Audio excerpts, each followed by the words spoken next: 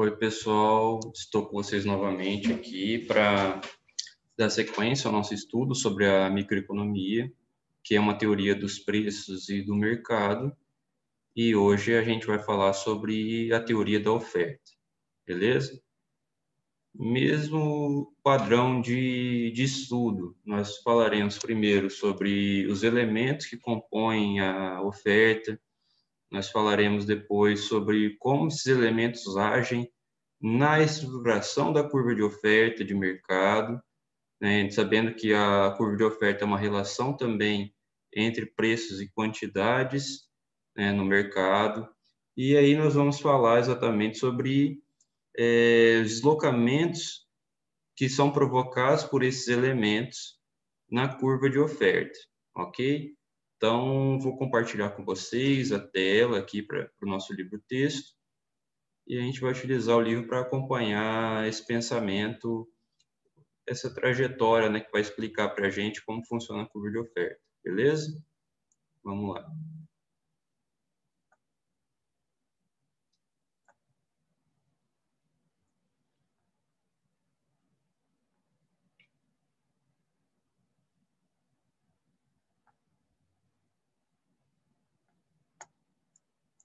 Então, começando aqui pela análise da oferta de mercado, né? Definição de oferta. A oferta é a quantidade de determinado bem ou serviço que produtores e vendedores desejam vender em determinado período. Ou seja, para não ter aquela dúvida se os ofertantes são só aqueles que produzem uma determinada mercadoria, a gente inclui também aqueles, não só que produzem, mas aqueles que revendem, né, o comércio, o varejo, né? Então, são tantos os produtores quanto os vendedores em geral, né, de uma determinada mercadoria em um determinado momento, né? O tempo é importante para se determinar as relações de mercado entre oferta e demanda, né? Então, sempre um determinado período. Como na demanda, a oferta representa um plano ou uma intenção. Isso é interessante marcar aqui para dizer que, da mesma forma que a demanda, a oferta representa uma expectativa, uma relação de expectativa que o ofertante tem em relação aos preços que são praticados no mercado. Ou seja, se o preço ele satisfaz ou não a expectativa de retorno que o ofertante tem em relação aos custos que ele é obrigado a adiantar, né? Primeiro ele adianta todos os custos, depois ele compra mercadorias para revender, ou depois ele produz e vende. Então, na oferta, funciona muito em relação à taxa de retorno que é esperada pelo ofertante, né? Então, o preço é um elemento fundamental para a formação de expectativas dos ofertantes. Então, né, ao contrário da demanda, enquanto maior o preço praticado no mercado, menor a quantidade demandada em determinado produto ou serviço, na oferta, você tem que, quanto maior o preço, maior a expectativa de retorno que aquele bem e serviço ele pode dar ao ofertante, e maior, então, vai ser a quantidade de bens ou serviços que aquele ofertante vai colocar à venda no mercado. Beleza? Então, ela é uma curva, a curva de oferta é uma curva de expectativas, assim como a demanda. Só que a demanda é uma curva de expectativas em relação à satisfação do consumo de determinado bem ou serviço. Aqui, na oferta, é uma curva de expectativas em relação à taxa de retorno que o ofertante pode obter. Beleza?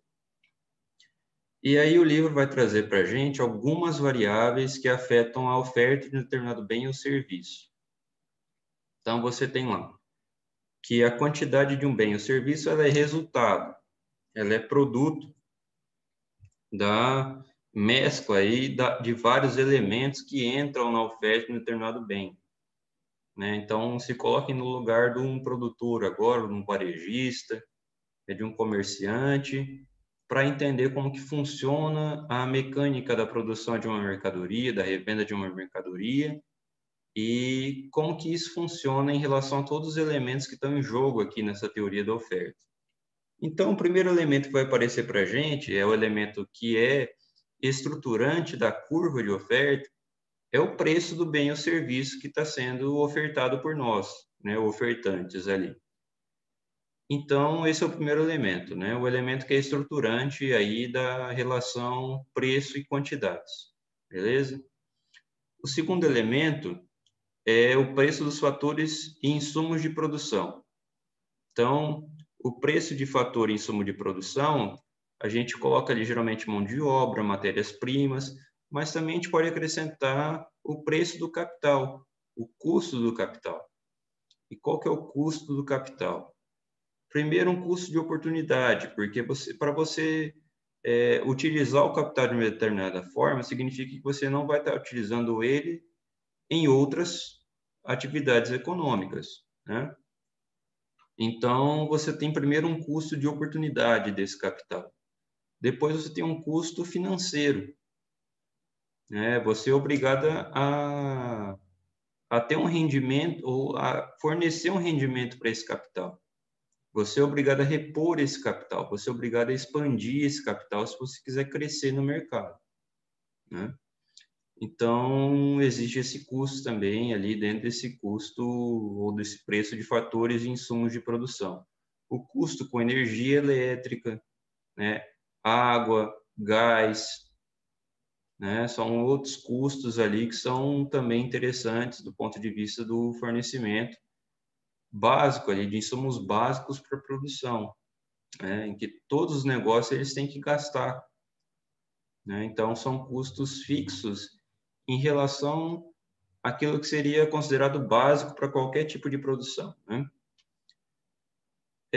Preços de outros bens, ali, seguindo os elementos, né? O PN ali, preço de outros N bens que são substitutos na produção. Então, a gente vai analisar o seguinte, um mercado em que a oferta é afetada pela oferta de outro bem. Pensa o seguinte, pensa, por exemplo, uma área rural está destinada à produção de cana-de-açúcar. Então, como vocês sabem, a produção de cana-de-açúcar, ela pode produzir tanto açúcar, né, aí nas suas várias qualidades, né, o açúcar até do mais, vamos colocar assim, do mais rústico até o mais refinado, né, mais beneficiado pela indústria agroindustrial, ou você pode produzir etanol. E você pode produzir também energia através do bagaço, né, da cana. Então, você teria ali dois produtos rivais, açúcar e etanol. Então, analisando a relação entre esses dois bens rivais ali que você pode produzir, você vai acabar produzindo, direcionando a produção para aquele bem que tiver um preço, né, tiver garantindo uma taxa de retorno maior para o ofertante. Ok? Então, esse é um bem substituto na produção, ou seja, é um bem que você avalia, né, o destino, qual vale mais a pena, né? Por exemplo, você trabalha com turismo, vamos supor, com pesca. Você faz a travessia de um determinado rio para pescar. Mas vamos supor o seguinte, nessa travessia do rio, você utiliza, você utiliza um caminho, um trajeto que passa por alguns lugares históricos, né? Alguns lugares que têm uma significância turística. Então, em momentos em que você é afetado negativamente aí pela necessidade de preservação ambiental, e isso acontece e é muito útil, né? Você também pode pensar que nesses períodos em que você não pode fazer a pesca, você pode utilizar a sua embarcação, né, para fazer turismo naquela região. Então, você tem ali um elemento que ele serve para mercados diferentes, ou para pesca ou para o turismo. E aí, aquele que estiver pagando melhor, ou aquele que estiver em condições melhores de retorno, é aquele que você vai fazer, é para aquilo lá que você vai direcionar o seu meio de produção. Beleza? Tecnologia. A base tecnológica é fundamental. Hoje você não consegue ter um negócio complexo e, vamos dizer assim, estruturado no mercado se você não tiver acesso a serviços de análise de dados. Você pega o Facebook, por exemplo. Ele guarda seus dados, ele tem acesso a dados da plataforma dele do Facebook e armazena isso em diversos servidores ali no mundo, né? Então, você precisa ter um conjunto, um sistema de análise de dados que seja inteligente para fazer essas análises de forma rápida e eficiente, né? Eliminando aquilo que é desnecessário na análise e privilegiando aquilo que é mais sensível, aquilo que é mais importante na determinada análise. Por exemplo, fazer consultas dentro da plataforma sobre intenções de voto, né? Então, isso tem uma importância política, né? Fazer a análise, por exemplo, de grupos, de bolhas, né? Não sei se vocês já viram isso. Como funciona uma análise de bolhas? Funciona levando em consideração a repercussão que uma determinada notícia, verdadeira ou falsa, teve em determinado grupo, né? Ver como que essa notícia ela foi compartilhada em determinados grupos. E aí, por exemplo, se a notícia causa uma reação negativa para um determinado grupo, essa reação negativa ela começa a ser viralizada pelo conjunto desse grupo. Então, você forma uma bolha. E aí você tem uma reação contrária, uma reação positiva na determinada notícia. E essa reação se viraliza, né, por todo um conjunto de grupos ali. Você forma outra bolha. Então, o que a gente vê na internet hoje é essa posição antagônica, né, entre grupos que vão formando bolhas antagônicas, né, principalmente em termos de política, né? Então, hoje você tendo acesso a mídias digitais, tendo acesso a softwares de análise de dados, você consegue fazer uma previsão política e econômica com certo grau de confiança, né? Não só isso, mas também a tecnologia para a automação na produção de serviços, né? É interessante. Você tem, no caso do banco, por exemplo, os softwares, né, de internet banking. Hoje você tem o caso do Pix, né, que o Pix está começando esse mês, né, serve para fazer transferências bancárias, né, entre outras melhorias que isso traz, né, em termos de dinâmica financeira, né? Então, você tem todo um aporte tecnológico que auxilia na produção de determinado bem ou serviço, né? Além disso, você tem fatores climáticos e ambientais, que são fatores ligados mais a uma determinada sazonalidade. Por exemplo, os negócios sendo afetados pela pandemia. Então, mesmo que muitas coisas tenham ficado mais baratas em termos de produção, vamos pensar aí a reforma trabalhista. A reforma trabalhista tornou a mão de obra, em geral, mais barata, né? Mesmo assim, a pandemia surte um efeito muito maior, um efeito negativo muito maior sobre a produção do que o barateamento da mão de obra. Então, você tem ali fatores que são conflitantes e a pandemia acabou sendo um fator preponderante hoje, né, para as decisões futuras sobre a dinâmica econômica, sobre o que se esperar da dinâmica econômica futura. Outras coisas que são interessantes colocar ali em jogo, um custo que é chamado custo de transação, pessoal. Não sei se vocês já ouviram falar do custo de transação. O custo de transação ele está relacionado ao custo de manter um negócio em atividade no Brasil. né, em outros países também. Nós vamos pensar no custo Brasil de um negócio. Não no custo só de tarifas, de impostos, de contribuições, mas também no custo ligado a tempos burocráticos, né? O tempo de esperar uma inscrição estadual, uma inscrição municipal, uma auditoria, um relatório da vigilância permitindo a sua atividade, uma certificação municipal. Então, você tem toda uma série de custos que são reunidos ali nessa conta de custo de transação, né? Então, é o custo de manter o negócio funcionando, é o custo de estabelecer contratos, é o custo de fazer pesquisa e seleção de fornecedores, né?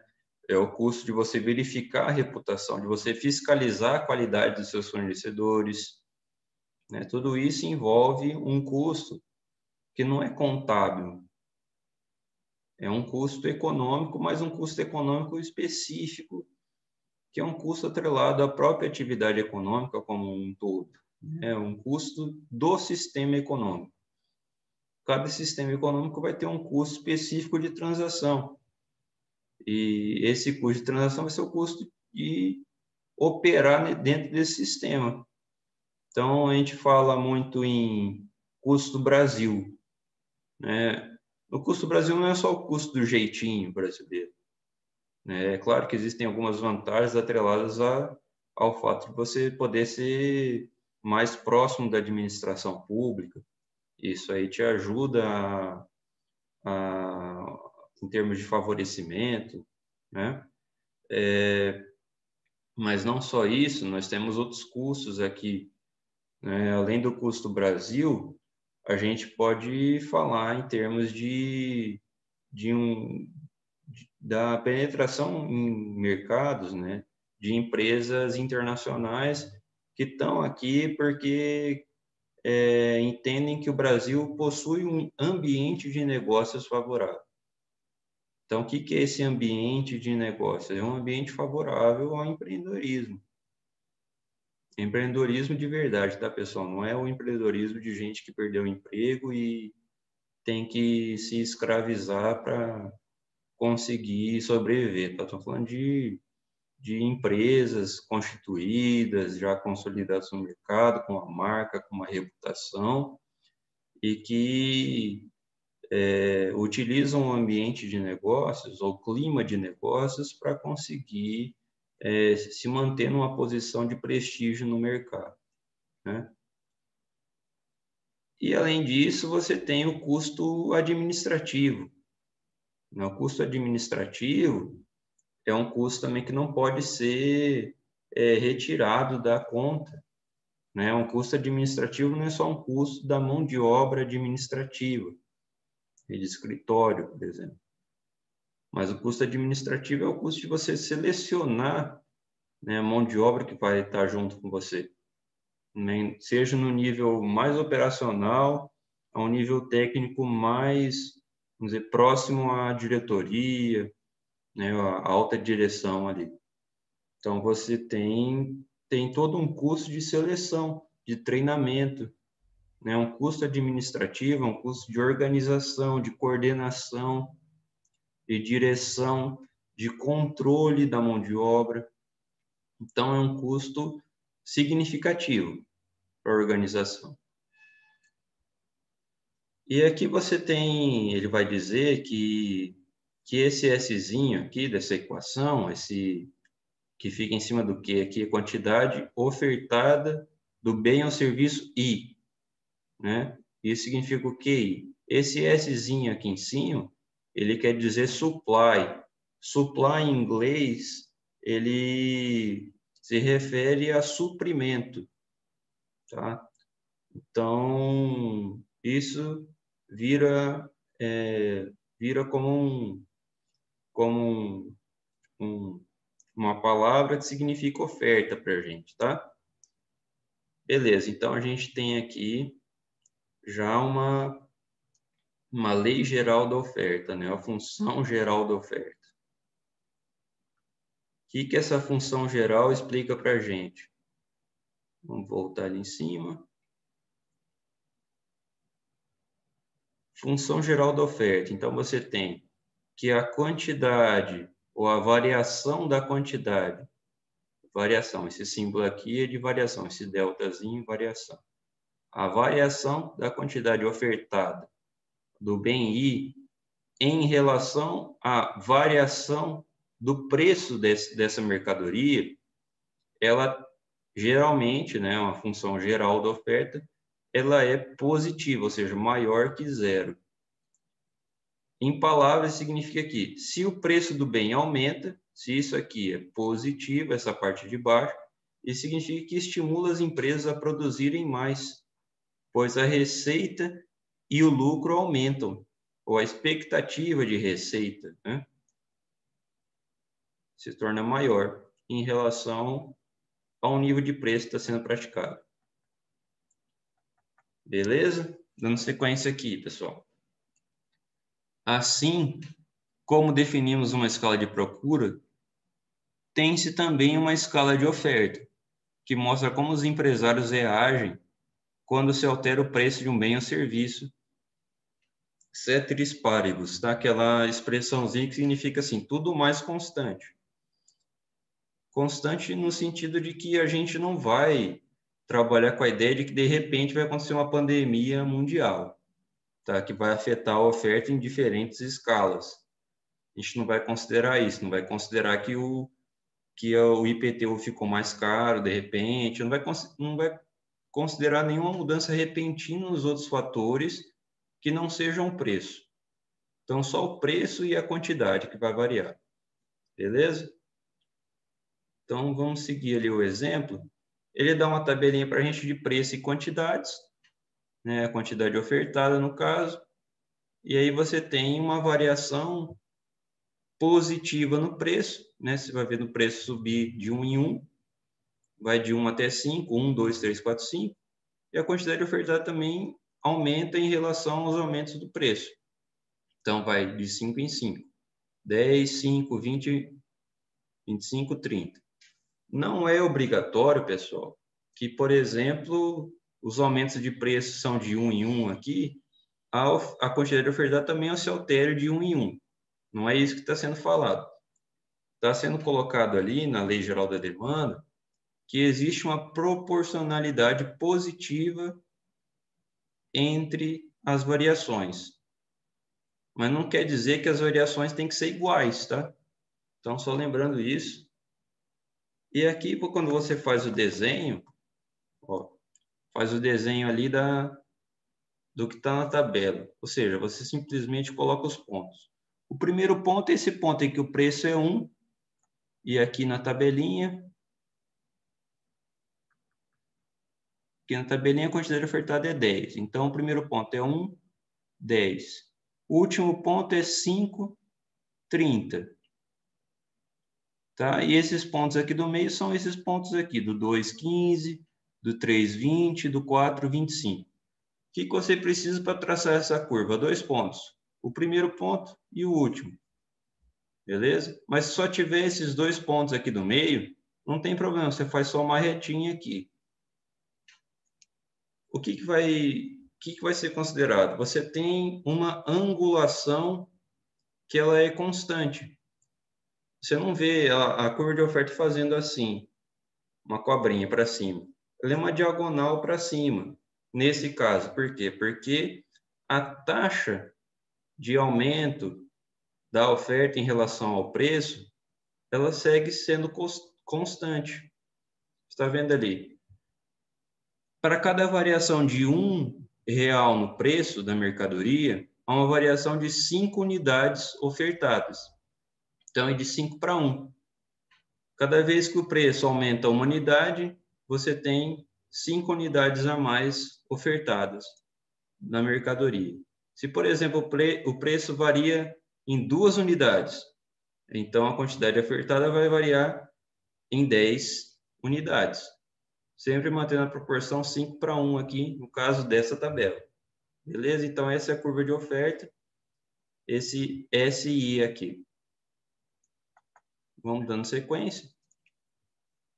Então, você tem ali, em relação, por exemplo, aos fatores de produção. Se os fatores de produção, o custo desses fatores aumenta, aqui, ó, nessa expressãozinha matemática, se o custo dos fatores aumenta, isso significa que a quantidade ofertada dessa mercadoria vai diminuir. Ficou mais caro produzir, então ela diminui. Só que como esse elemento ele faz parte da função de oferta, mas não faz parte da curva de oferta, que a curva de oferta é formada só por preço, uma relação quantidade-preço. Quantidade-preço. Você não está vendo aqui em nenhum lugar, você está vendo aqui o custo de fator de produção. Então, o custo de fator de produção não está na estrutura da curva. Ele afeta deslocando a curva positivamente ou negativamente.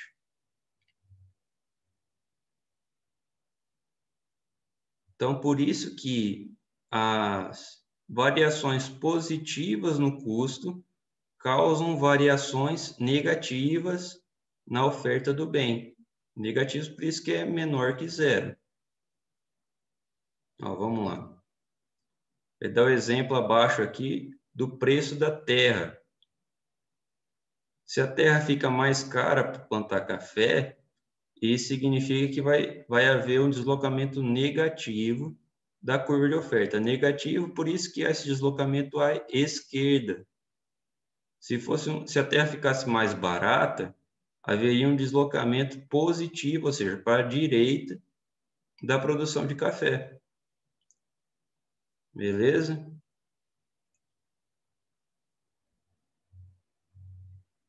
Aqui dá o exemplo da cana-de-açúcar também em relação ao arroz.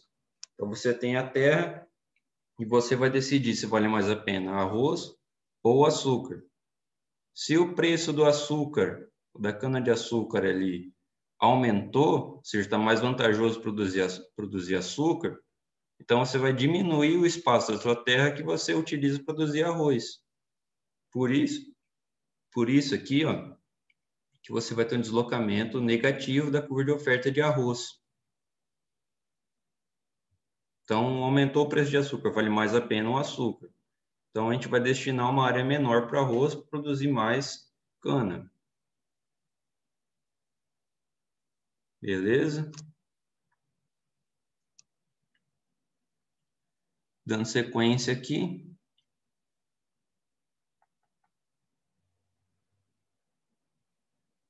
Em relação à tecnologia, né? Em relação à tecnologia, você tem, se a tecnologia, por exemplo, o custo tecnológico diminuir, né, ou afetarem diminuindo o custo de produção, significa que a sua curva de oferta vai ser afetada positivamente, né? Então, isso é um elemento até que, de certa forma, é notório, né? Você não precisa ter uma teoria econômica sobre isso. Se a sua tecnologia utilizada, ela gera uma eficiência em termos de utilização dos seus insumos, das suas matérias-primas, isso significa que você vai ter uma produção mais eficiente. Se tiver uma produção mais eficiente, você vai conseguir, ao mesmo nível de preço que existia antes, você vai conseguir ofertar mais quantidades.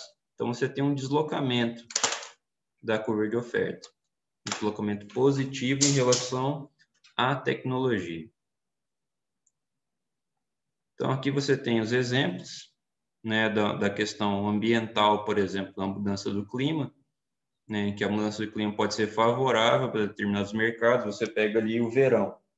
O verão ele é favorável, por exemplo, à oferta de refrigerantes, de sorvetes, de cerveja, né? Então você tem ali um deslocamento positivo da oferta desses bens, né?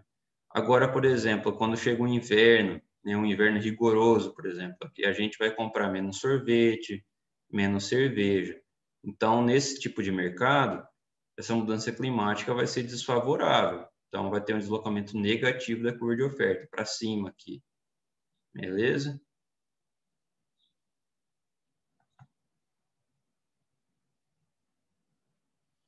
E agora a gente vai fazer aquela diferenciação que a gente fez anteriormente no caso da demanda.